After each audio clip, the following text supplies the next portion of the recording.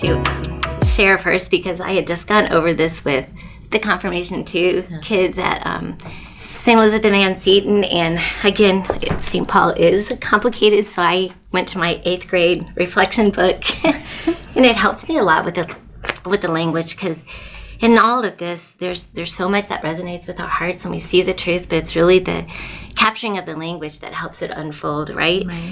So I was really looking at that, but you are not under the dominion of the flesh, but of the Spirit, from the moment that the Spirit of God dwells in you. And I feel the heaviness of it for the conversation, for the culture that we live in. And so I just pointed out to the 8th graders and really reflected on it for myself with my own kids, that living a life according to the Spirit helps us to see what our true and deep desires are.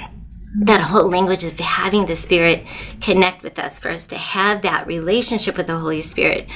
So, but there is this language of how we can, and even as St. Paul said, we can disconnect from the Spirit. We can get so caught up in our concupiscence that becomes the lead factor. And once we do that, well, really there is a danger, because then we're blinded.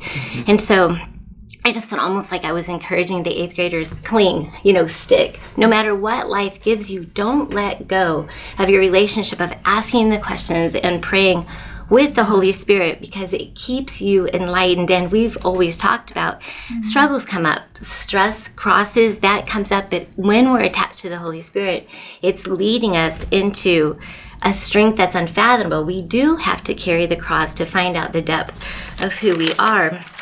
And so part of the language that the 8th grade book came up with is that instead of saying our natural desires, we keep saying our natural desires they're not bad, but they have to be ordered according to the Spirit, to the Holy Spirit. And so in this 8th grade book, it said, instead of maybe using the word natural desire, we could say at that point maybe spontaneous desire. And what that made me consider was that, well, that's so much what we're pulled to. There was an example, so that you're watching videos at night, it's getting late, you don't really have this strength of, I just need to turn that off. And so you have a natural inclination or a spontaneous inclination to continue to watch that show. But then you have to have that virtue of prudence where you pull back and you're like, okay, but if I do that, here's all the things. And so that's that maturity, that's that growing in virtue. So you can see that there's that spontaneity, that it feels natural, but it's not proper at that time.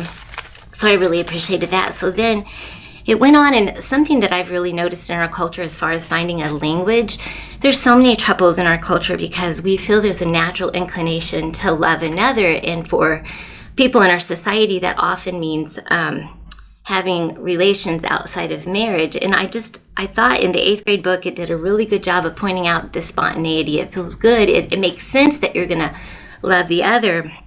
But it says that the similarity, one flesh union before marriage, contradicts the very thing that you are trying to communicate through that action.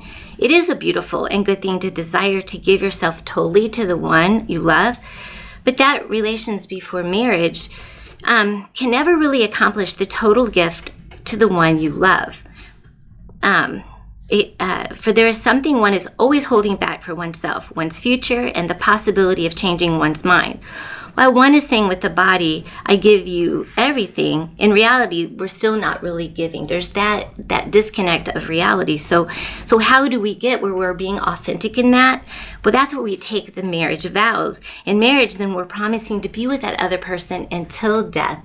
And so we are giving them our future. We're giving them everything, and then that makes it line up. So again, there's that, when we're in a relationship, we think we're committed, but we have to actually take the vows of true commitment. And I just really appreciated reading that, because I've struggled with how to actually get that across, because it's so confusing today. So I thought there's a lot to this chapter right here. Absolutely. Sure. It's almost like the big S Holy Spirit can't be there until the big S sacrament Well said. is named, right? Nice. Yep. For sure. Yeah, I'm so glad. I think that is very nice, eloquent way to put it, Patty. So thank you for sharing that. And, you know, I think these passages from Romans, like, we could definitely spend so much time in deep reflection on them. I mean, just taking even half of the sentence to prayer for 30 minutes and just kind of going through and picturing, you know, how is this showing up in my life? Bill Donahue in his commentary said, John Paul II quoted the Bible over 1,000 times in the theology of the body. Wow. Like, no wonder this feels like the most intense Bible study I've ever done. Yeah, sure. But, I mean, these passages are just well worth the reflection. And, you know, I also think that sometimes it's not just like, we talk about the times where we knew we should have done something. Mm-hmm. It's also about, like, the mindset shift. And so what I went to as an example is like when I was thinking about, okay, when was I living life according to the flesh versus when was I living it according to the Spirit? I thought about like when I was first married and we had really busy jobs and I thought, this is the most busy I'll ever be. And I valued my sleep so much. I was very protective over my sleep. I wanted a full night's sleep. And so I remember specifically as we were talking about starting a family, I said to my husband, this is even embarrassing to admit, I just love sleep so much. I hear you don't get a lot of sleep. But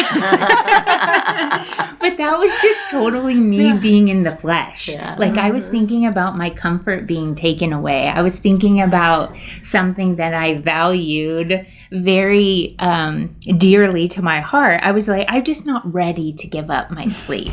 And you could replace those words with anything, right? I'm just not ready to give up my, but I was just living life according to the flesh. And my mindset was just set on the flesh. So seeking worldly comfort is really what we're talking about here. So thankfully, that's when we ask the Holy Spirit, capital S, life according to the Spirit, knocked some sense into me, made me realize maybe giving up sleep is worth this beautiful baby that would come into our lives. So on page 329 of the text, it states that purity of the heart is realized in life according to the Spirit. And so luckily, when I was able to kind of realize that, allow the Holy Spirit to come in and kind of make me put my priorities in order, I was able to go back to that visual of that love exchange between God the Father and God the Son. So their love that they were exchanging between each other was so powerful that it created this third person in the Holy Spirit. And then God created man and woman, as we've talked about before, and made them be able to exchange love back and forth. That's so powerful that it creates a third person at times. And so really when you put everything in perspective, you could say, is sleep worth not being able to participate in the Trinity? Right. Yeah. To be a living image of God on earth? Okay, well, yeah, I guess that would be silly then to live life just according to the flesh. Mm-hmm. Yeah. So puts it into perspective a little bit. I like that. Well, I'm not sure I can add to that. But I did think about the battleground of man with the body and the soul. And we know that after the fall, we have darkened minds and weakened wills. And that is something we always have to work towards for self-mastery and everything. We're no longer in perfect harmony with God. And so we feel that throughout our lives and everything. Mm-hmm. And I thought one of the things that I was thinking about is, God asks us, and the church really encourages, especially like during Lent, prayer, almsgiving, and fasting. And so I think of the body and then the spirit. We sometimes use our bodies to help us lead to the spirit. God meant them to be united. We're a composite of body and soul, and that's what is meant for all eternity. But because of the fall, they're at odds at times. And so I thought, well, you know what?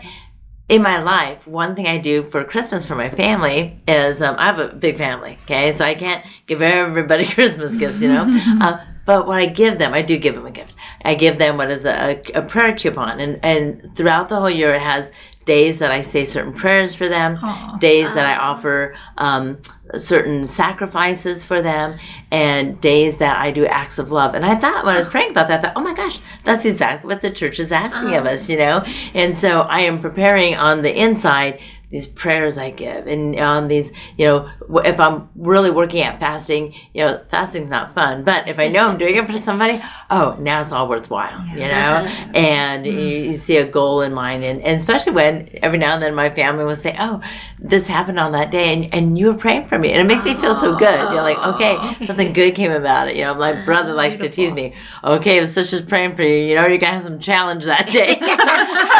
You might, but hopefully it's helping them grow. But almsgiving, it may not be in a monetary way, but my almsgiving is doing acts of love. But again, it's not always like I don't feel like wanting to give up something or do something, but I'm doing it for a greater good. And I think that's what, again, our body is being used to be reunited with that spirit for the greater good. And so that's what I keep coming back to. Our body is loud. It has desires and cravings. And for us to truly have mastery over it, we've got to set those boundaries. And God gives us the Spirit to help us set those boundaries. But we have to always be willing to say yes on one side, and it gives us the power to say no to ourselves on the other hand. Yeah, that's so good. I've got my Christmas shopping done for next year already. Thank you, sister. Yeah, I'm taking note. That's wonderful. That's awesome. Wow, that's Thank so you. good. Thank you guys so much for all of that. There's so much of this, so many things as always that you could focus on, but I ended up focusing on it was probably one sentence or two that John Paul II was talking about how when we recognize that temptation to live according to the flesh, when we recognize that pull within us, he says we're able to verify that, I'm paraphrasing here, but we're able to verify that we will fall into sin in our weakness unless we are strengthened from within to do what the Spirit wants us to do, right? And so I really love that so much, because it means basically that one way to look at falling, or like our temptation and being drawn to sin, is that it's a reminder of our weakness. It's a reminder that we are little and that we really do need the Lord. And so this is something that actually has helped me a lot, to not fall into despair or discouragement, when I feel tempted or I'm struggling in some way, but instead to think, oh, Lord, thank you for that reminder just now of how much I need you, and how much I need your Holy Spirit to be filling me and to allow me or give me the power to make the right choice. So I really think, even though obviously God doesn't want us to fall into sin, of course, but it can actually be a moment of grace to be able to recognize our need for Him. So maybe next time you stumble, just instead of just going into despair, say, Lord, thank you. I'm little. I need you. Talk to Him about what's going on in your heart, maybe what led to that stumble. Ask for forgiveness, of course, go get to confession as soon as you can. But instead of falling into that discouragement and beating ourselves up, see it in a different way, maybe be more gentle with yourself. I think that also fights against pride and scrupulosity, which is a hard word to say. But, that we don't have to do that. Like, we really can see it as like, oh, right, I'm human. And this is the condition that I'm in.